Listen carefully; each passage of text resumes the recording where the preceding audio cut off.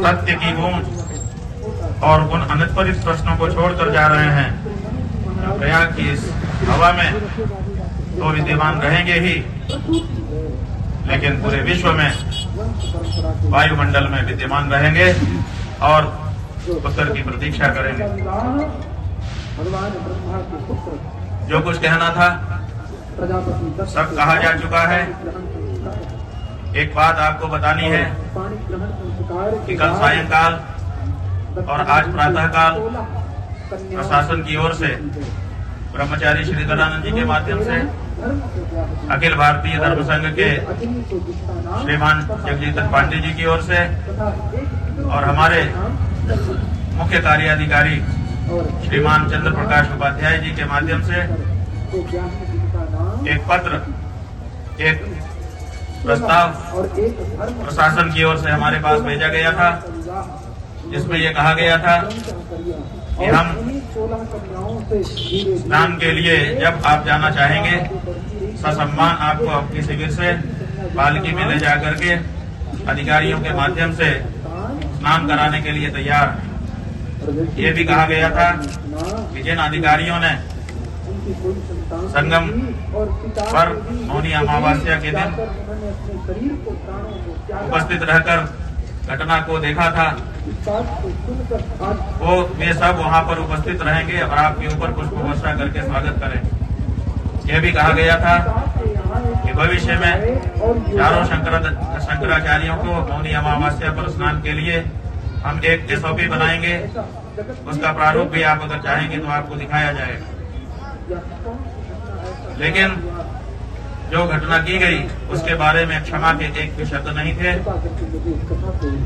हमको लगा कि अगर हमने ये प्रस्ताव स्वीकार किया, स्नान करने के लिए गए, फूल बरसवा लिया अपने ऊपर और आगे के वर्षों के लिए कोई SOP स्वीकार कर लिया, तो इसका मतलब ये होगा कि जिन सन्यासियों को, जिन ब्रह्मचारियों को, जिन वृद्धों को, जिन संतों को, जिन भटकों को लांछित अपमानित किया गया, ये सब उसकी कीमत होगी।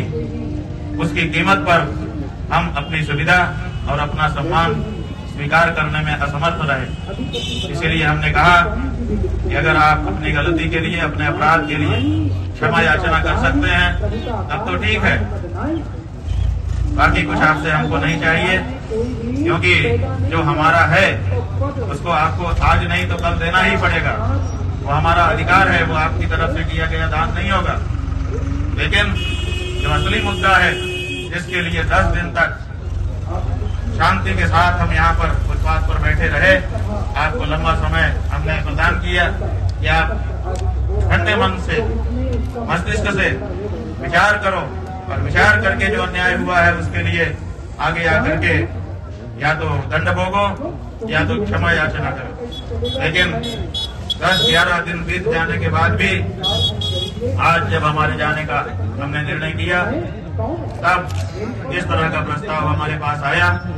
लेकिन वो प्रस्ताव हम इसीलिए स्वीकार नहीं कर सके क्योंकि हम जिंदगी भर के लिए अगर इस प्रस्ताव को स्वीकारते तो हमारी आत्मा हमको स्वीकारती कि तुमने ये जो सुविधा पाई है, तुमने ये जो SOP लिखवाई है, वो ब्रह्मचारियों, सन्यासियों, भटकों, वृद्धों, स्त्रियों के असम्मान की कीमत पर पाई है। इसको कभी भी हमारा हृदय स्वीकार नहीं कर सकता था। इसलिए हमने प्रस्ताव को ठुकरा दिया है और हम भारी मन से यहाँ के लिए जा रहे हैं। आप जो पूछेंगे हम सब का प्रश्न उत्तर करेंगे, लेकिन मन बोझिल है, इसलिए हम चाहेंगे कि आपके प्रश्नों और इस वक्तव्य के बीच में कम से कम कुछ क्षण का एक मौन हमारे बीच में है, जो साक्षी रहेगा कि जो मुगलों के समय नहीं हुआ वो तथाकथित हिंदू सरकारों के समय में हुआ है। और ये बात हर सनातनी के हृदय को विचार के लिए उत्तेजित करेगी और इस पर विचार करने का असर आएगा। एक तरफ देश के गृह मंत्री कल गांधीनगर में थे, उन्होंने वहां पर कहा कि संतों का अपमान करने वाली और सनातनियों की सुध न लेने वाली सरकारें कभी भी स्थायी नहीं रह सकती है।